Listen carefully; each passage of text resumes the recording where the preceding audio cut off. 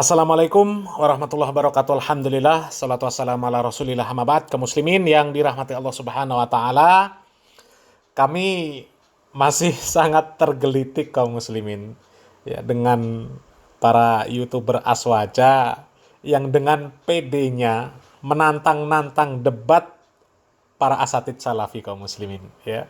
Dan yang sedang hangat ya, itu ya, yang diajak debat itu Ustadz Zainal Abidin Syamsuddin Hafizahullah Ta'ala kaum muslimin ya. Dan insya Allah kita semuanya tahu bahwa beliau Ustazuna Zainal Abidin Syamsuddin Hafizahullah Ta'ala, beliau ini adalah mantan orang NU kaum muslimin. Mantan orang yang sekarang ini menamakan diri sebagai kelompok aswaja ya. Beliau itu kayak di aswaja kaum muslimin, tukang memimpin tahlilan, yasinan, dan sebagainya. Bahkan beliau ini menjadi penuntunnya Gus Dur di pondok pesantren kaum muslimin, ya. Dan kalau masalah debat kaum muslimin, ya, maaf saja kaum muslimin. Kalau sekedar youtuber aswaja mau menantang debat Ustadz Zainal Abidin Syamsuddin Hafizahullah Ta'ala, itu sangat-sangat nggak apa ya kaum muslimin ya. Nggak sesuai lah kaum muslimin ya. Orang Ustadz Zainal Abidin Syamsuddin Hafizahullah Ta'ala ini ya pernah mudzakarah di hadapan Majelis Ulama Indonesia, di hadapan tokoh-tokoh aswaja ya. Yang didatangkan adalah tokoh aswaja Pak Said Akil Munawar kaum muslimin ya, tokoh aswaja yang jelas diakui keilmuannya, diakui ketokohannya ya. Dan coba ya pikir dengan akal sehat dan kewarasan kaum muslimin ya, dengan logika yang sehat kaum muslimin ya. Ketika diselenggarakan acara mudzakarah oleh Majelis Ulama Indonesia mendatangkan orang aswaja, kan nggak mungkin yang didatangkan itu adalah orang-orang yang tidak diyakini, tidak dipercayai keilmuannya. Ya. Yang didatangkan jelas orang yang punya kapasitas, dipercayai keilmuannya, ya, diakui keilmuannya.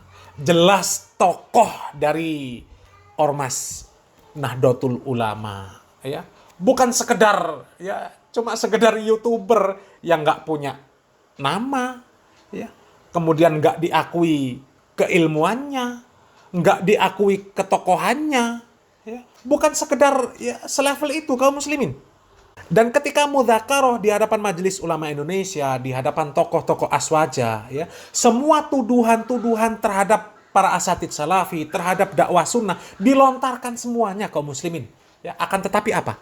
Dijawab oleh Ustadz Dr. Zainal Abidin Syamsuddin Hafizahullah Ta'ala dengan singkat, padat, dan jelas. Bahkan Ustadz Zainal Abidin mensekakmat orang-orang aswaja yang mencecar sekaligus memberikan fitnahan-fitnahan terhadap dakwah sunnah dan para asatid salafi kaum muslimin. Dan padahal kaum muslimin ya, kalau kita melihat ya, jalannya dialog tersebut itu sudah terjadi sejak lama kaum muslimin ya. Sejak sebelum Ustadz Zainal Abidin menyandang gelar doktor dan sekarang sudah menyandang gelar doktor. Sedangkan pada saat itu saja Ustadz Zainal Abidin ya bisa menjawab sekaligus memberikan sekakmat kepada orang-orang aswaja yang menuduh dengan segala tuduhan yang buruk terhadap dakwah sunnah dan para asatid salafi, apalagi sekarang ya. Dan coba kaum muslimin ya, kita simak lagi video rekaman di mana Ustadz Zainal Abidin mudzakarah ya, berdialog dengan tokoh-tokoh aswaja di hadapan Majelis Ulama Indonesia, bukan berhadapan dengan ya, seorang youtuber yang ya nggak jelas kredibilitasnya kaum muslimin ya. Coba kita simak videonya lagi kaum muslimin. Kayaknya termasuk bin Baz mengatakan al-asyairah wal maturidiyah laysat min ahli sunnah. Mohon ditanggapi bahwa asyairah dan maturidi bukan bagian dari ahli sunnah. Bahkan mengatakan hum kufar, mereka adalah termasuk dari orang-orang kafir. Ketika berkata seperti itu secara tidak otomatis Imam Syafi'i juga kafir karena bermazhab maturidi. Sebagian besar ulama dan jumhur dari sejak zaman Rasulullah sampai abad sebelum ke-7 Ibnu Taimiyah itu bermazhab Asy'ari dan Maturidi dalam akidah. Karena hanya namanya saja Asy'ari dan Maturidiyah. Sebenarnya pahamnya adalah dari Rasulullah SAW, dari para sahabat. Yang kami tanyakan, bagaimana komentar Anda ketika mengkafirkan Kata kalimat takfiri saudara-saudara kita. Karena tadi cantik sekali bicaranya, berbeda dengan di lapangan. Kami hanya ingin melihat jawabannya. Tadi apa semua yang disampaikan benar semua, cantik, indah. Kami juga ingin di lapangan seperti itu. Gitu. Itu yang kedua. Sini itu Pak bersyukur, saya kan ada opini kita itu dituduh suka memecah belah. Nah, saya ingin jelaskan enggak gitu loh. Jangan malah dibalik-balik, ini kaidah kopiah di kaki. Gitu. Ini saya ingin meluruskan. Jadi tolonglah kita dalam forum seperti ini coba semaksimal mungkin cari persatuannya. Kagak cari perbedaannya, kata orang Betawi, tuh. Gitu. Makanya cari persatuannya. Nah, soal masalah ini banyak banget soalnya. Nah, saya minta antum menghadirkan kata kaidah in kunta nafilan fasihha wa in kunta mudda'iyan fadalil. Dalilnya mana ahli sunnah mengkafirkan Asy'ari? Di mana kitabnya, tolong ditunjukin sekarang.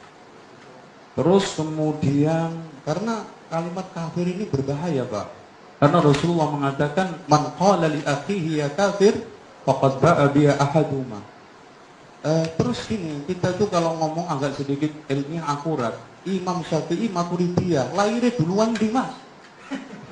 Ya apa ini? Matang akil sirat ini. Lahirnya itu duluan Imam Syafi'i, kemudian baru Maturidi. Masa ada orang belum lahir dinisbatkan? Ini logika muter-muter ini nanti. Jadi tolong, jadi kalau saya ingin menghadirkan suatu hal yang sifatnya ilmiah, itu data-data dipenuhi dulu, baru coba aja. Maturidi sama Asy'ari itu satu zaman. Tadi Bapak Akil Munawar bilang 300-an ke sono. Sementara Imam Syafi'i meninggal tahun 205. Itu. Terus kemudian soal masalah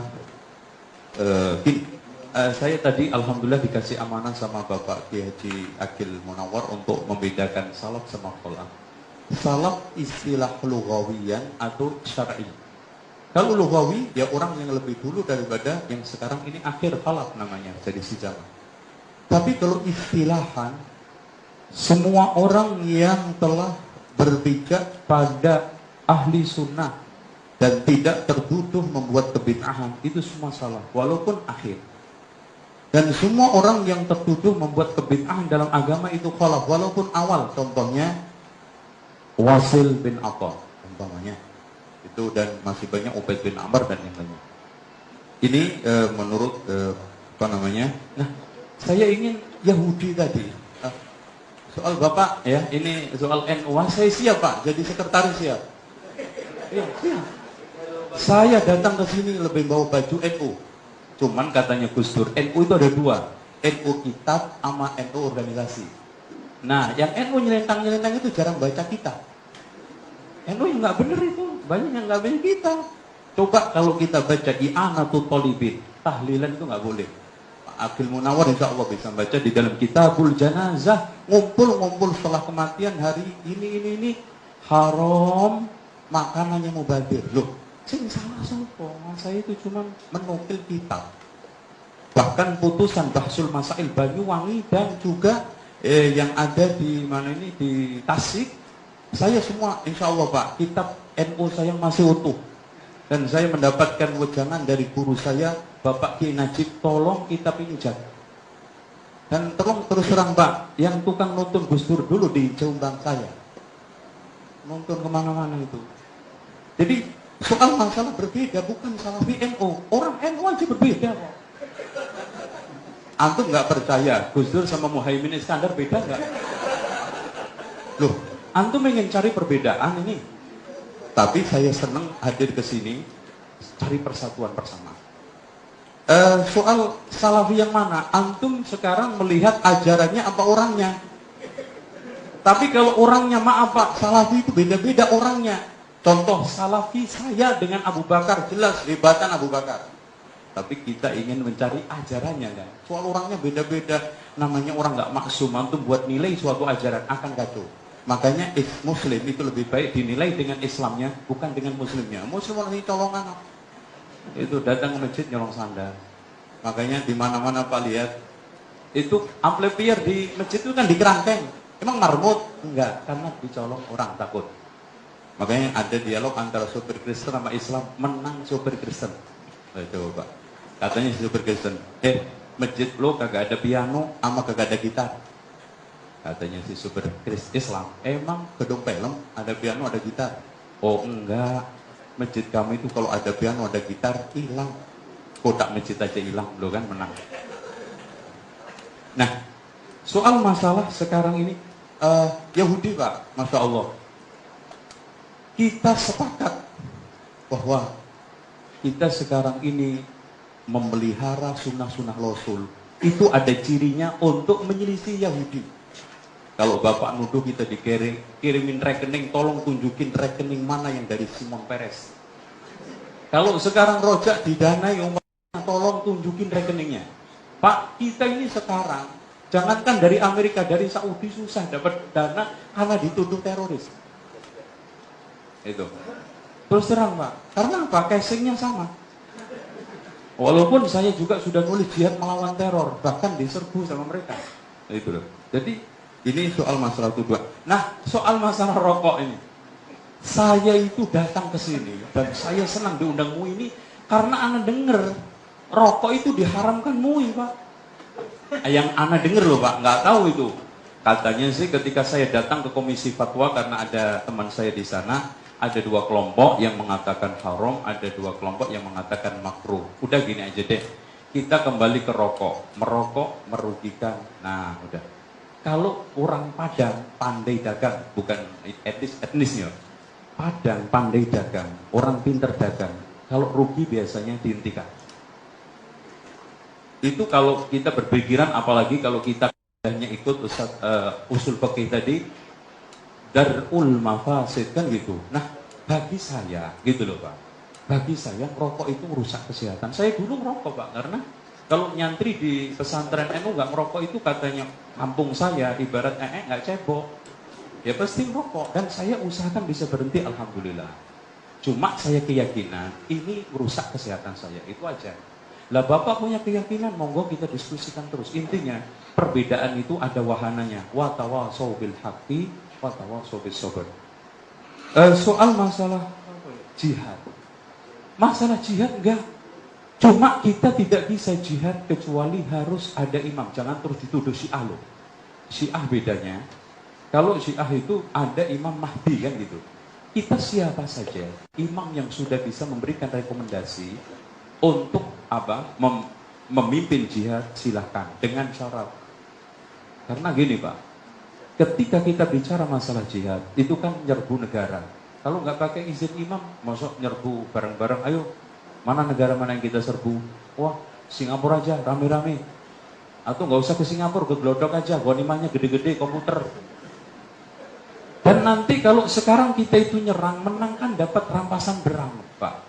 Kalau nggak ada pemimpin, siapa yang bagi ghanimah rampasan perang itu? Lo mau sok royoan?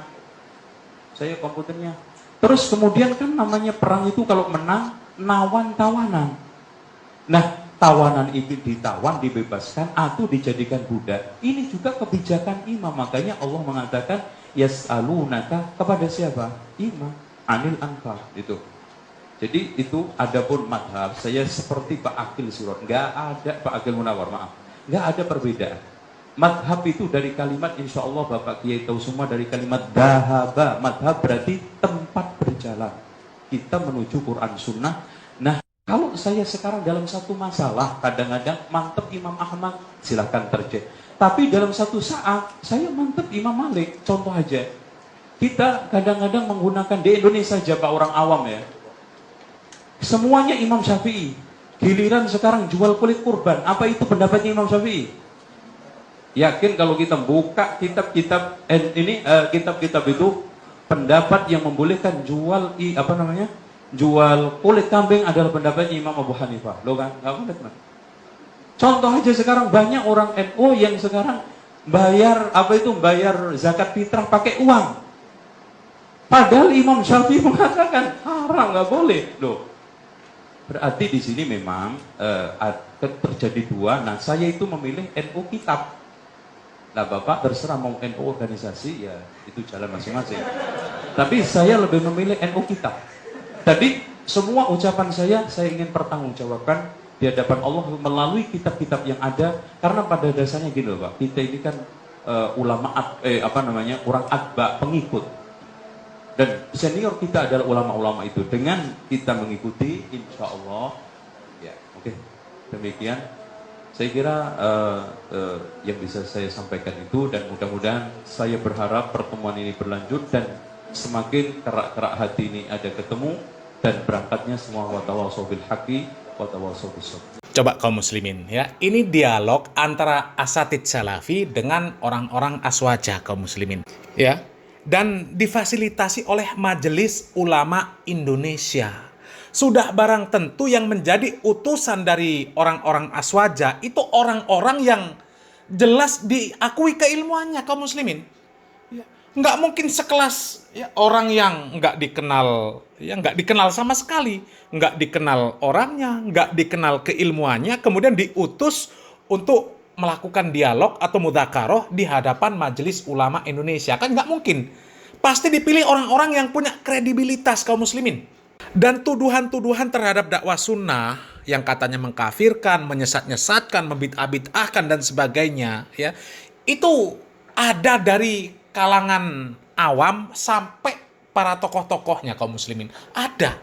Ya, dan ternyata ketika dihadapkan dengan Ustadz Zainal Abidin Syamsuddin Hafizahullah Ta'ala, dan pada saat itu beliau belum bergelar doktor, ya, itu mampu dijawab, dan bahkan orang-orang aswaja yang menuduh para dai salafi, menuduh dakwah sunnah dengan tuduhan yang macam-macam, tuduhannya itu bisa dibantah dengan baik, bahkan diskakmat. Coba kaum muslimin ya, menuduh bahwa para asatid salafi, para ulama yang bermanhaj salaf ya, katanya mengkafirkan Asy'ariyah dan sebagainya kaum muslimin ya. Kemudian ditantang oleh Ustadz Zainal Abidin ya, kalau mengutip perkataan sertakan dalilnya. Dari mana para asatid salafi, ulama yang bermanhaj salaf mengkafirkan Asy'ariyah? Coba ya. Bahkan seorang yang digelari Syekh ya, Syekh Idarom ya, mengatakan bahwa kalau orang-orang salafi atau wahabi mengkafirkan Asy'ariyah, Maturidiyah, artinya secara tidak otomatis, secara tidak langsung mengkafirkan Imam Syafi'i, karena Imam Syafi'i itu Maturidi ya. Disekakmat sama Ustadz Zainal Abidin Syamsuddin Hafizahullah Ta'ala kaum muslimin. Coba ya. Coba kaum muslimin ya, sekelas tokoh-tokoh aswaja, orang-orang yang diakui keilmuannya di ormas itu ya, disekakmat oleh Ustadz Zainal Abidin ya. Lalu bagaimana orang-orang yang nggak pernah dikenal namanya, nggak pernah ditokohkan, ya, bahkan seandainya ada ajang debat ya antara aswaja dengan para asatid salafi, nggak mungkin ormas itu mengutus orang yang menantang Ustadz Zainal Abidin untuk berdebat kaum muslimin. Nggak mungkin. Nggak mungkin, pasti dipilih tokoh-tokoh yang punya kredibilitas dan yang jelas diakui keilmuannya kaum muslimin. Nggak mungkin si SU diutus untuk mewakili ormas ya, ormas Islam itu untuk berdebat dengan para asatid salafi, membahas masalah akidah, masalah fikih dan sebagainya. Nggak mungkin kaum muslimin, sangat tidak mungkin. Jadi kami rasa kalau sampai Ustadz Zainal Abidin Syamsuddin Hafizahullah Ta'ala ya, melayani ocehan dari SU itu kaum muslimin ya, artinya Ustadz Zainal Abidin Syamsuddin ya sama saja ya membuang harga dirinya kaum muslimin ya, karena nggak sepadan kaum muslimin ya. Nggak mungkin ya pedang beneran ya kemudian dilawan dengan pedang-pedangan yang terbuat dari bambu ya. Oh, itu terkenal tajam, sembilu itu dari bambu ya, terkenal sangat tajam dan sebagainya, maka akan siap melawan pedang. Itu kan konyol kaum muslimin ya, konyol. Dan kami rasa ketika Ustadz Zainal Abidin Syamsuddin Hafizahullah Ta'ala melontarkan perkataan siap untuk mengajak ngopi dan sebagainya, itu kami rasa ya sekedar guyonan-guyonan lah kaum muslimin ya, untuk mencairkan suasana ya, sehingga ya tidak tegang gitu kaum muslimin. Karena kalau sampai Ustadz Zainal Abidin Syamsuddin ya kemudian melayani ya tawaran debat dari SU ini yang sebenarnya sudah nggak tahu sudah berapa banyak ya para asatid salafi yang ditantang oleh dia untuk berdebat kaum muslimin ya, tapi nggak pernah ya dilayani ya, karena memang untuk apa melayani orang-orang seperti itu kaum muslimin ya. Mungkin kalau seandainya yang mengajak debat ya, atau mungkin yang memfasilitasi perdebatan itu adalah ormasnya ya, ormas misal Nahdlatul Ulama, Muhammadiyah, atau Majelis Ulama Indonesia ya, kemudian yang didatangkan adalah orang-orang yang memang benar-benar kredibilitasnya diakui, keilmuannya diakui ya, mungkin para asatid salafi akan dengan senang hati menerima ya tawaran untuk apakah itu namanya mudzakarah, apakah debat dan sebagainya kaum muslimin ya. Wallahu alam bisawab ya. Yang jelas ya, kalau sampai Ustadz Zainal Abidin Syamsuddin benar-benar melayani, itu artinya ya menjatuhkan kredibilitas dari Ustadz Zainal Abidin Syamsuddin hafizallahu taala kaum muslimin, karena nggak sebadan kaum muslimin ya. Dari sini saja ya, tokoh-tokoh aswaja yang jelas diakui keilmuannya, diakui ketokohannya ya, mereka saja ketika berhadapan dengan Ustadz Zainal Abidin Syamsuddin hafizallahu taala, tuduhan-tuduhan mereka ini terbungkam ya, terbantahkan semuanya, apalagi sekedar ya youtuber aswaja ya. Mudah-mudahan bisa difahami kaum muslimin ya. Salam waras, salam akal sehat, barakallahu fikum. Wassalamualaikum warahmatullahi wabarakatuh.